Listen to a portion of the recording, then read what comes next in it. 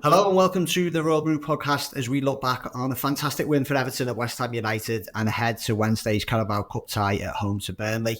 I'm your host Paul Wheelock and I'm delighted to be joined by two of our regular panellists, Chris Beesley and Gavin Buckland. Chris, let's get straight into it. You were at the London Stadium for the Echo yesterday to watch the Blues beat the Hammers 1-0 thanks to that brilliant Dominic Calvert-Lewin goal. It must have been a very enjoyable afternoon in East London. Yeah, I said to Sean Dyche afterwards, a lot of people will be talking about the resolute nature of the way Everton played, and rightly so. But there's a lot of quality there as well at times, and no much so more so than the goal itself. I mean, it was a lovely move. Jarrad Branthwaite did well to win possession there, and then Dominic Calvert-Lewin exchanged passes with Jack Harrison, and then a very assured finish getting between the two centre-backs. I thought from the off that West Ham United were there for the taking. David Moyes quite rightly says he likes the fact that they're in Europe again, but it does present those problems. It seems strange because you play Wednesday, Saturday, but for some reason Thursday, Sunday does seem to be some kind of mental block with a lot of these players, and it was very flat atmosphere from the home fans, I must say, in sharp contrast to the Evertonians, who were in great voice again. And they always felt that there was something there for Everton, and it proved to be the case, and which was obviously a very poignant and an emotional day for Everton as well. We're remembering Bill Kenwright. So, hugely important away victory. I mean, we spoke about the potential points deduction but before the game, and that'll run and run, I guess, either way, whatever happens with that. But yeah, it was after what happened in the derby as well, and important to get a response to that, and they did that in the best possible way. Gav, when you put it into context of what Chris has just said there, the controversy in the defeat to Liverpool with Canarte not getting that second yellow card, the very sad passing of Bill Kenwright, and then I thought it was pretty poorly timed leak from the Premier League over a potential points deduction if the club were to be found guilty or breaching the profit and sustainability rules. Does that make that victory even more impressive yesterday? Surprised you never said siege mentality there, Paul. We will be touching on that. Yeah. I think any victory is sweet at the moment, isn't it, really? Being short supply over the last few years. So I think I would say it's independent of all that. They're not establishing a link between them all. It was nice to win, I suppose, for Bill Kenwright, obviously passion, and there was obviously tippies before the game. So I can always back up what Chris says. That 4 wins in 6 games, is it? We've successive away wins in London, which is not something that happens very often. Oh, I said last night, I only see my tweet last night was a Sunday afternoon away game on Sky. It's the first time we won in front of a crowd for 9 years. 26 away matches in front of a crowd on Sky of a Sunday we've not won.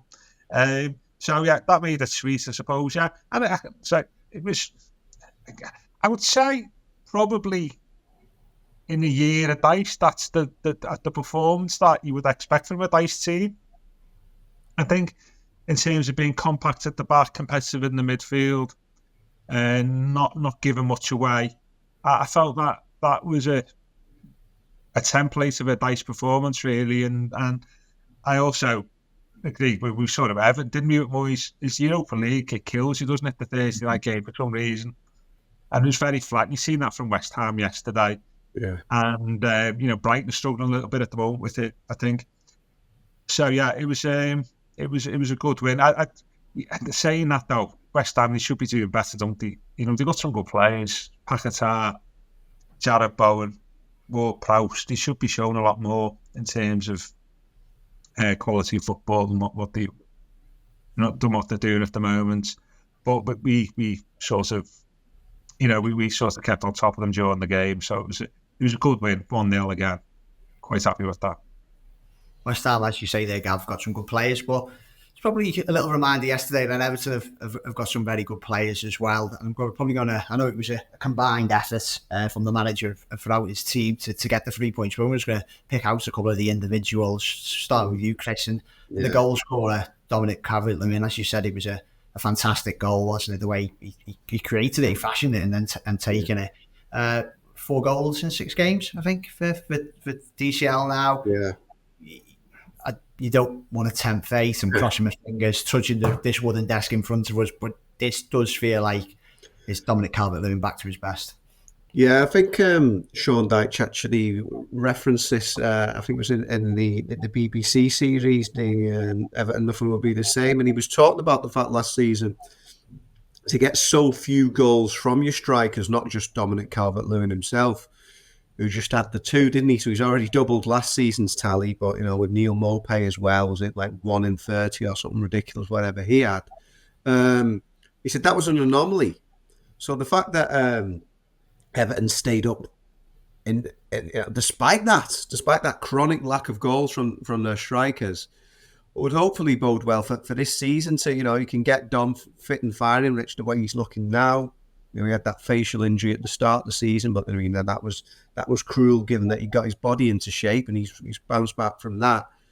Yeah, it should really be a much improved season in that respect. To me, it was interesting actually at the end that he brought Yusuf Jamiti on rather than Beto. I mean, I don't know what the thinking was with that one. Maybe saving Beto for Burnley, I don't know. But yeah, I think just having Beto in there as well, giving him that option, the fact that it's not Dom or bust, as it were, and that having someone like Neil Maupay who's anything but a like-for-like replacement for him, and that's probably helped him as well. But yeah, to me, it's an incredible achievement. The fact that you think that he's only the 4th Everton player to reach 50 Premier League goals in over 3 decades of Premier League football now. Given the amount of football that he has missed, that's not to be sniffed at, and so hopefully that long may it continue. I mean, can't get too ahead of ourselves. I think that he's going to play 40 games, but should hopefully be a much improved sort of tally in the last couple of years, isn't he? Because for both of the last 2 seasons, he's played less than half the matches, and you can't be dependent on somebody like that. So hopefully he has turned the corner in that respect. And it was a timely reminder, just the sort of quality that he can show, when he's put in those right positions. Gav, you were impressed by Dom yesterday? I thought he was a bit flat in the first half. I was exchanging text messages with my cousin about his touch. I think his touch in the air, strange enough, is not the best. And a couple of times yesterday he let it go. And I didn't think he offered a lot, to be honest with you, as a lone striker, which I felt in the derby. That said, I thought it was a great goal. But the criticism out of DCL in the past is he doesn't create enough of his own goals. He did yesterday. If you're West Ham and that ball's played, then you're thinking you can't score here. You're thinking you're pretty safe, and it was a great twist, and a great finish into the corner, and that was top quality. And also, I think they missed this, didn't they, on the tally, the header to the Corey as well. I think the tally got the sort of tail end of it. That was a good leap, and that very, very nearly, created the second goal. So yeah, I thought it was a great goal, and he thoroughly deserves his 50. I suppose it speaks volumes that we've only got 4 players, haven't we, with 50 goals, and he's West Ham now his favourite team as well. I think he's got six goals against them. So yeah, it was a brilliant finish, and I suppose it's not coincidence since Calvert-Lewin has come in. Those 6 games, he scored goals, and we've had, I say, 4 wins. So great. I mean, I know we'll probably talk about Branthwaite, but I think it's a bit of a, this is where the assist thing is. It's a bit of a fallacy, isn't it? Really, is Harrison will get the assist? 90% of it was Branthwaite, wasn't it? For that goal. But yeah, it was great finish, and congratulations to him. We'll stay with Gav and Branthwaite, really. So you may disagree with Chris's 8 for DCL in his player ratings, but was Branthwaite your man of the match? Was he well worthy of an 8 out of 10 performance? Not just for his part. To be fair, it was Connor yesterday doing ratings. Connor, sorry, you were on verdict. My fault. I must speak to Connor about Patterson's 5 as well. I know he had the poor first half, but I thought he was worth more than 5. Yeah, he's the keep of Rangers, isn't he, Connor, you know. It makes a bit more sense now. It makes a bit more sense. Chris, you're usually a bit kinder. Yeah. Branthwaite majestic, wasn't he? I mean, he was... he's just in the... You know, he was reading the game for somebody who's so young. 21 is exceptional. Thought he used the ball well. He nearly got himself into trouble in the first half, didn't he? I think the cross come in and he did a dive and header, didn't he? And he missed it and the ball, I think the ball went out. I think they ended up getting a corner. I was thinking, if it had got on the end of that could have got on the back of our net. But yeah, I thought he was exceptional again.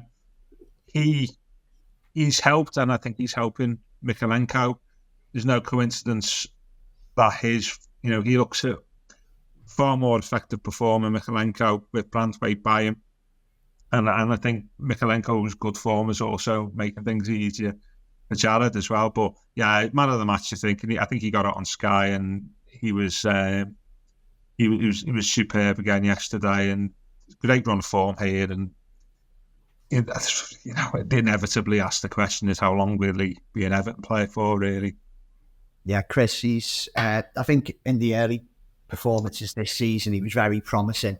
There's an increasing body of evidence that it looks like we've got a top class young centre back on our hands now. I think we had some brother-in-law was round last night, a friend was round, both Liverpool fans, and they were both raving about him, you know, for his performance in the derby, and then watching us on Sky from home yesterday. Yeah, we don't want to go overboard with him, but it feels like he's just a perfect fit, doesn't he? Really, you know, for such a young player, I think he's right-footed, but he plays on the left side. It feels like, you know, it's a defence that you could build around him for years to come. But as Gav says there, the bigger the profile he gets, the more media attention he gets. Winning man the match on Sky in live televised games, he's going to get a lot of attention, maybe unwanted attention from as far as Everton are concerned. Yeah, I thought it was a bit naughty, actually. We had John Aldridge after the derby singing his praises, saying how he says, I don't want to upset Evertonians. Might be great playing for Liverpool. I was like, okay. Yeah. I think, well, the thing is, he's come back from that loan spell, hasn't he, at PSV. He's like a totally different player. You could see, you know, he's always been, you know, he's such a big lad. He's probably about, I don't know, he's probably about as big as an outfield player Everton have ever had. You know, it's I mean, but other than that, Lucina Triori, of course.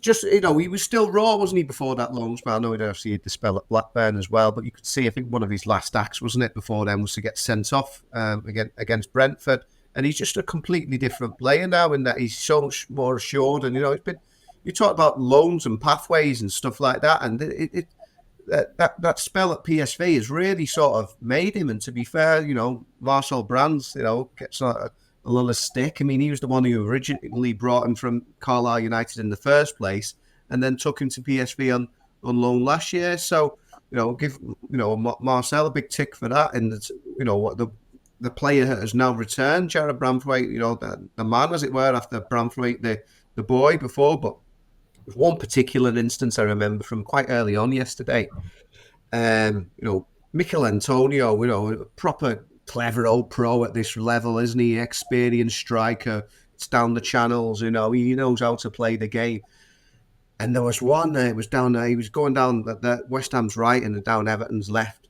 And Branthwaite just ate him up, he devoured him. He just, you know, the power and the poise from him. He I don't know, just had him for breakfast. And you know, to do that to, you know, a player as wily, as experienced as Antonio, I think Moyes ended up taking him off, didn't he, in the second half? And I mean, it was stuff like that, and you're just like, wow, yeah, you know, he's doing the business now, Branthwaite. And then I think rightly so, he had to wait for his chance at the very start of the season. I think Dyche might have fancied Tarkowski and Keane as being the partnership for this year, certainly to start that way, given that the experience they had.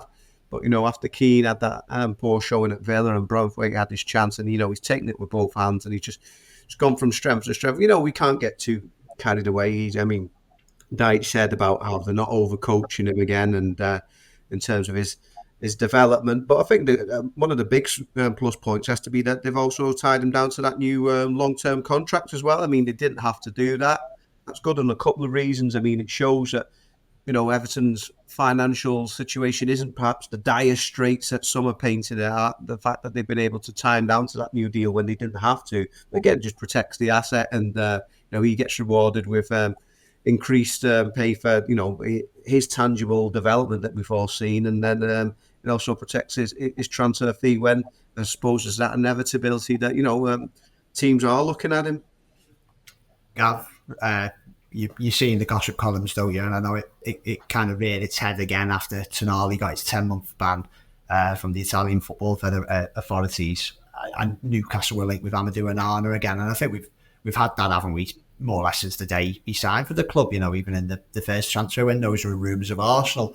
I don't know what you guys thought. When I'll start with you, Gav. I was impressed by Onana yesterday, and I think there are signs that we're beginning to see that we can be, the top midfielder that a lot of people hope him to be. Yeah, according to Wiki, Branthwaite is 6'5". Yeah. To be fair, he doesn't look. I mean, it's a testimony to his ability. He doesn't look 6'5", does he? Really, the way he's not ungainly. He's in proportion, and also his pace is. He's got a lot of pace, hasn't he? Which is sometimes you don't not normally get with players of that ilk. But yeah, he was. Onana, yeah, I think he looks far better with Garner playing next to him. And I thought Garner was a little bit off the pace again yesterday. Amadou, yeah, he was a bit like Branthwaite. He carried on his good form from the derby, didn't he? Really, and I thought he was good at stopping West Ham playing. And the one thing I'd like him to see him a bit more is a bit more progression in his passing. There's a couple of times yesterday he broke forwards and there was a forward pass on, and he sort of hit it wide, or or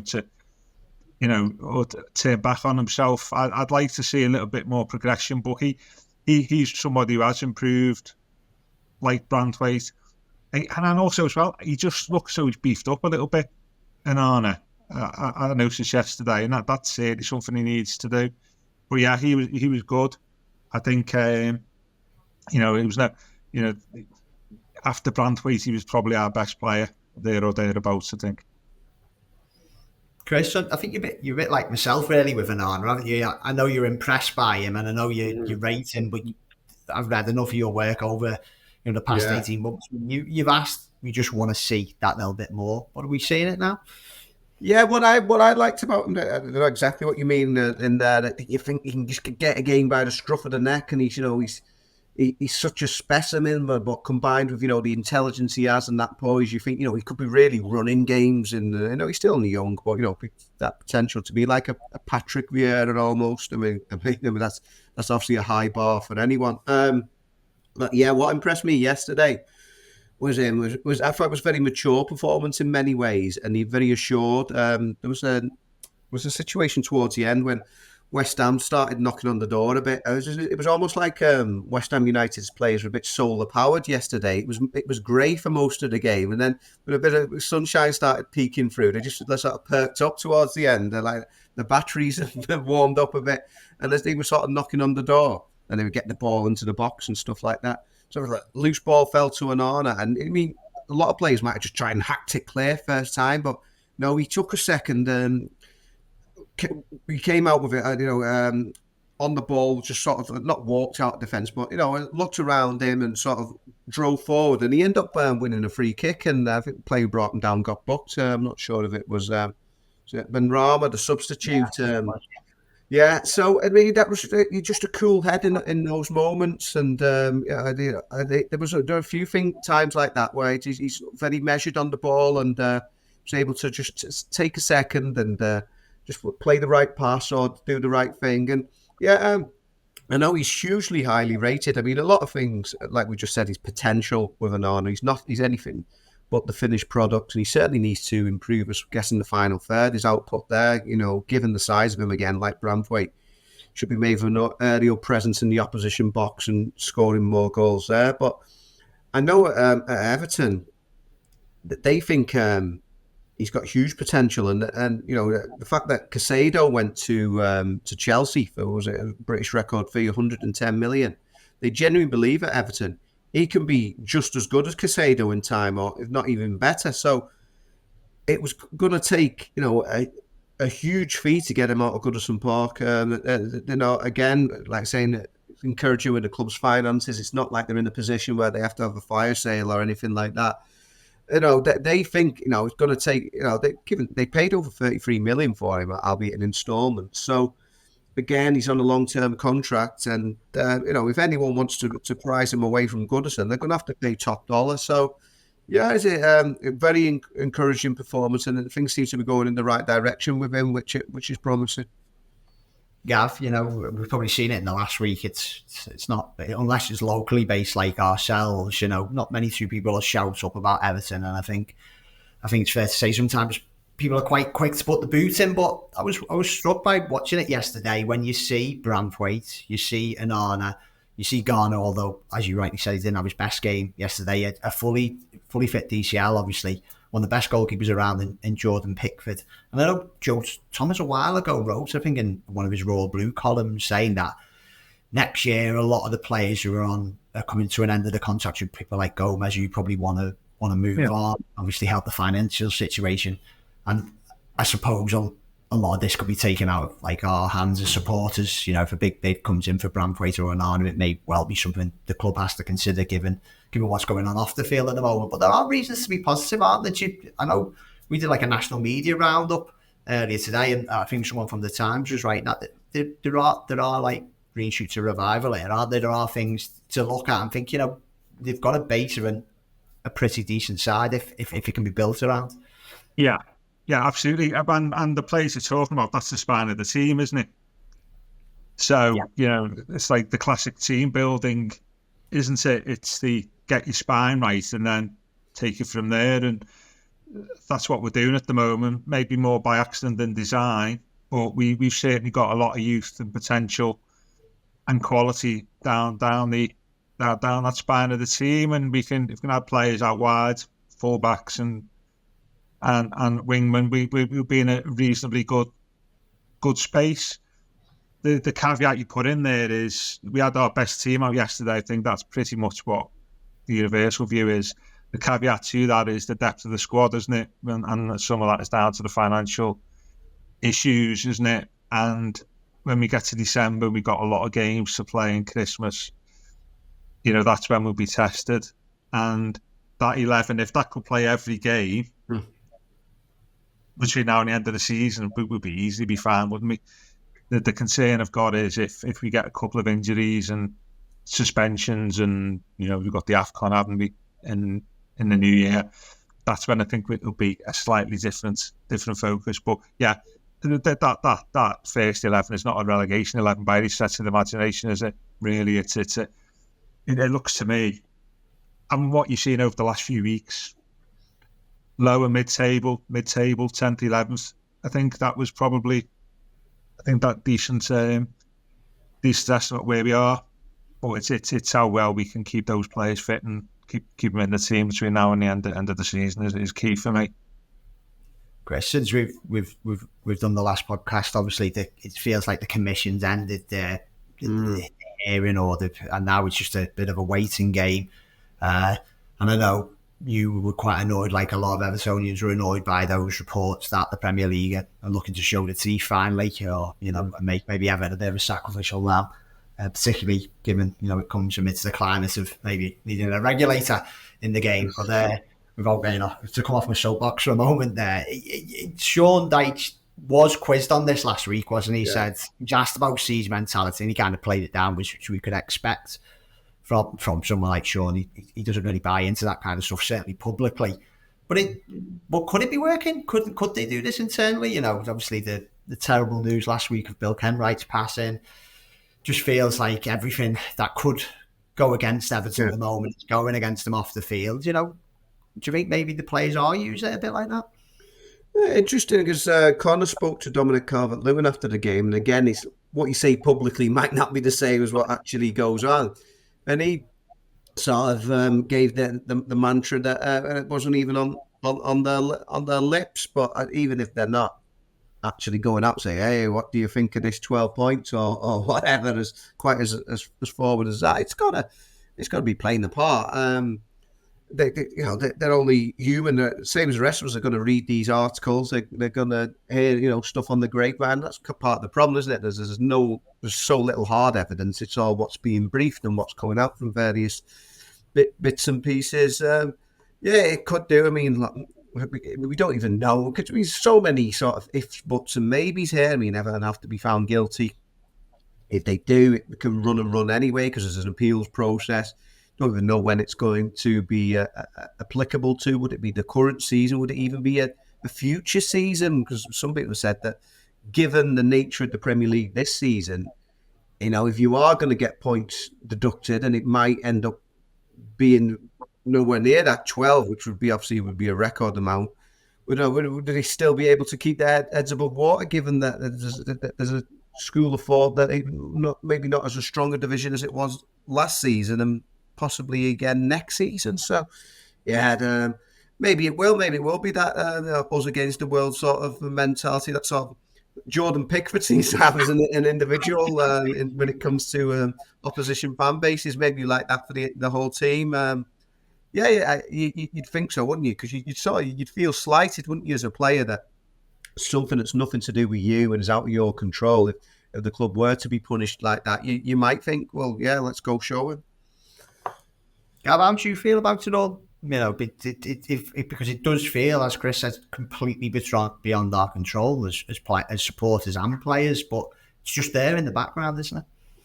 Yeah, I'm not sure. I don't know how much it affects players, to be honest with you. I think they'll feel wrongly done by if we get a 12-point deduction.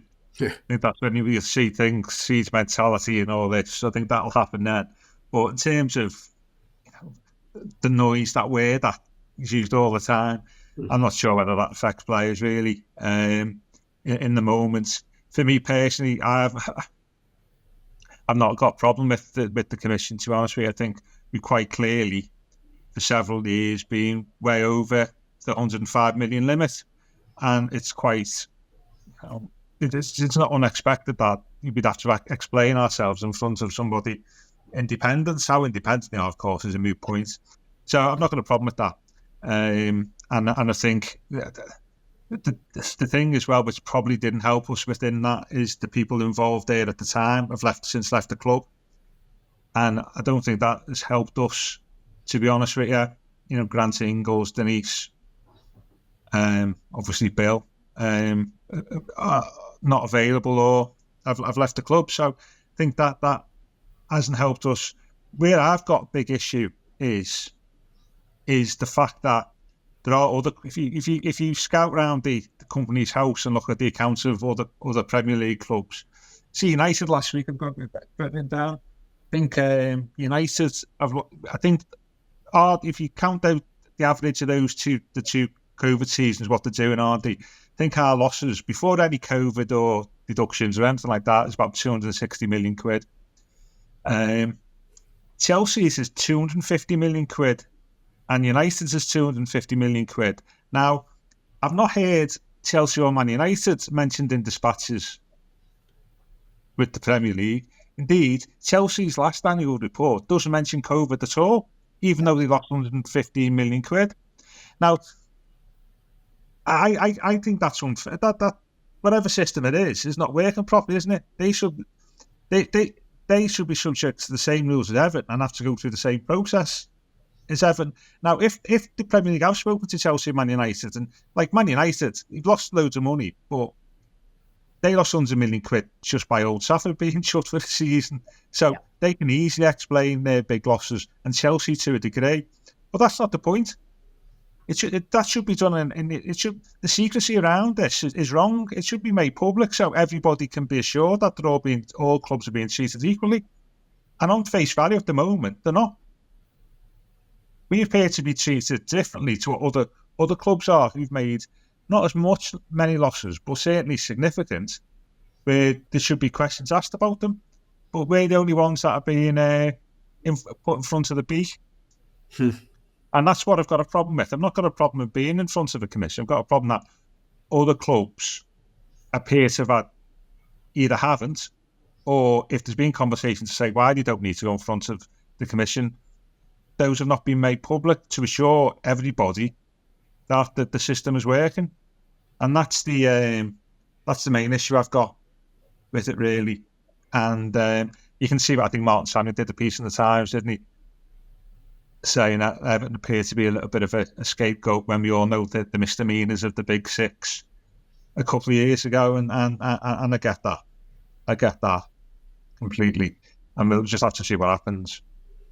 Yeah, I think that's where I'm at with it, really. It just feels like, why are they showing the teeth now at Everton? As you say, Gav, if given the amount of losses we've made, it's not a surprise that we find ourselves in this position. And if we have breached rules, we have to accept whatever punishment. So we accept that a punishment will be coming our way. But Chris, it's just hard to, me personally, it's hard to get out of my mind that, not too long ago, the six biggest clubs, or, the supposedly six biggest clubs in this country, we're arguably going to rip apart the Premier League and all the riches that it brings, to the league itself and to the member clubs.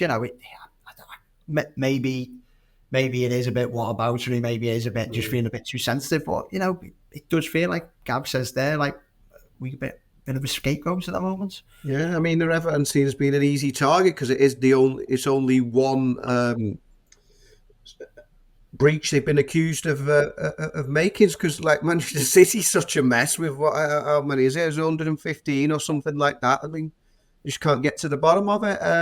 Yeah, like you said, I mean, I've been a very vocal sort of voice against all that nonsense with the breakaway European Super League, and for all that the subsequent stick that she got, Denise Barrett-Baxendale was actually one of the sort of really didn't just stand up for Everton, but for the whole rest of football, because let's have it right. They were ready. I mean, they said they were going to still committed to the Premier League, but they were ready to sail off into the distance, into their own private members club that sort of went against everything that over a century of, the organic system of the pyramid that has created in football, and, this synthetic environment where they were ready to declare themselves, the game's giants in perpetuity. And so all that was also sorry, but, we won't do it again, honest, and move on from that. Whereas, like say Everton, and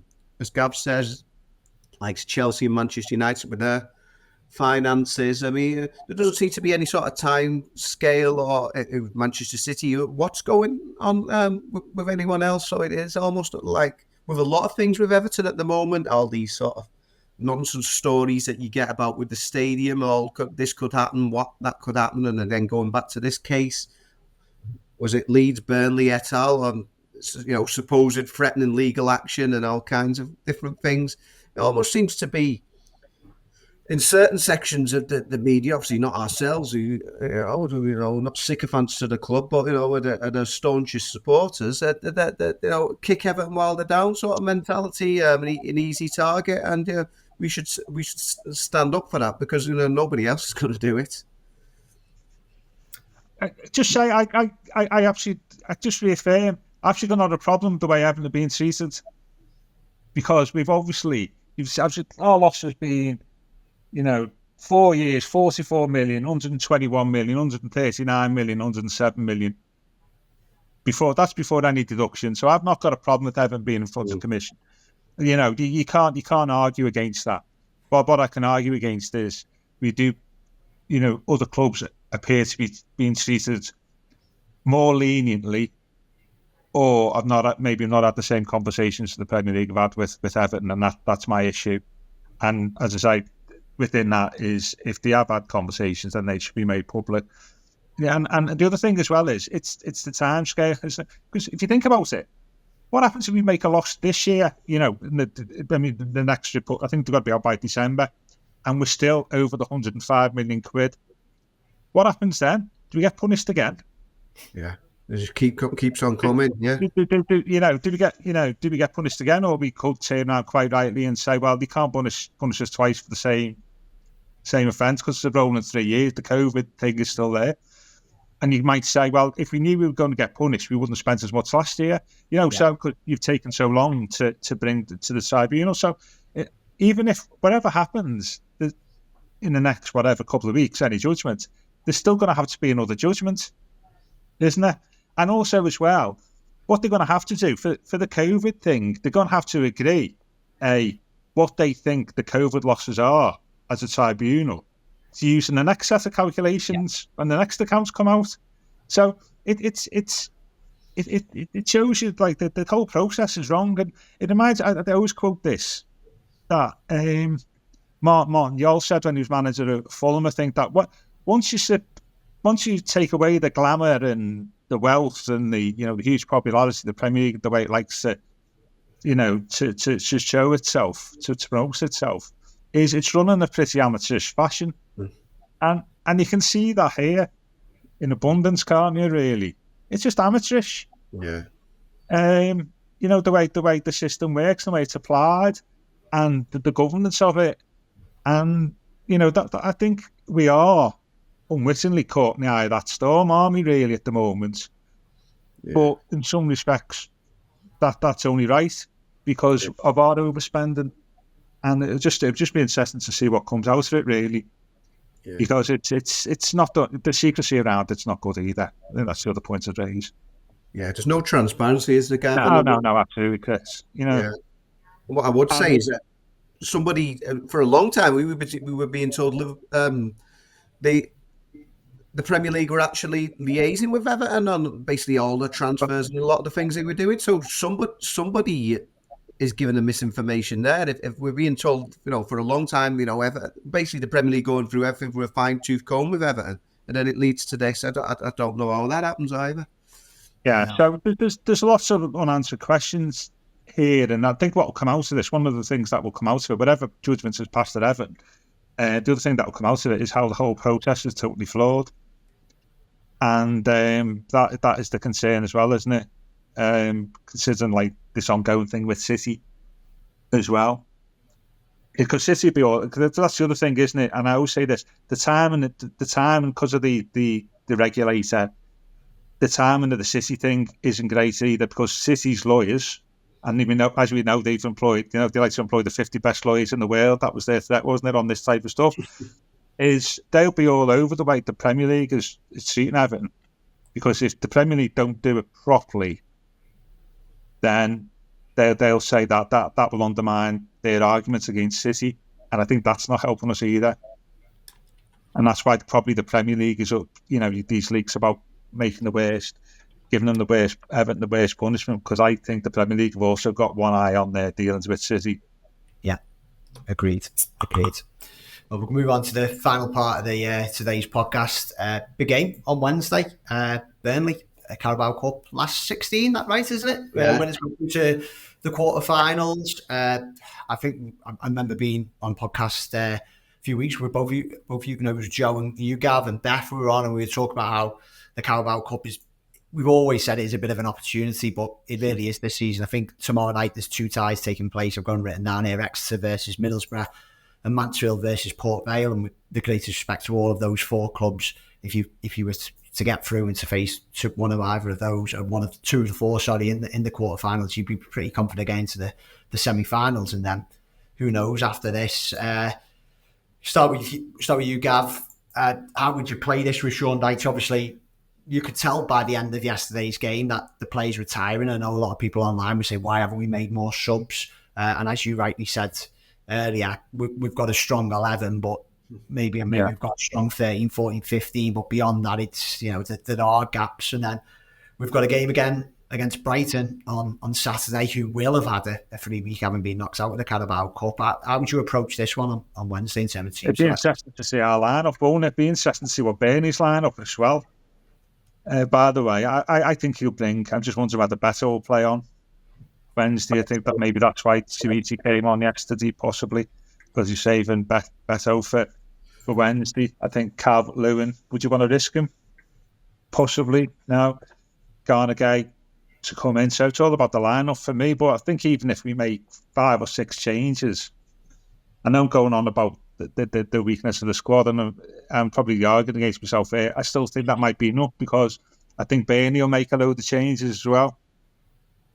And I think we still should have enough in the tank, especially with home advantage, to progress. And as you say, there's a couple of quarter-final ties there which you wouldn't necessarily expect to see. Possible quarter-final ties you wouldn't possibly expect to see in terms of opponents. So good that there's not an opportunity here if it falls right for us to get in the semi-finals, dare I say. Though, as you said the other week, we were sort of saying about Port Vale there, but the last time we played them, Ian Bogey, knocked out the FA Cup. So we have to be very careful what we say here. So yeah, I think even if we make a few changes, we should have enough in the tank. We've got a bit of confidence. I think Burnley will have a weekend team out. I think we still got enough to win on Wednesday. You agree, Chris? Make a few changes, still enough to get through?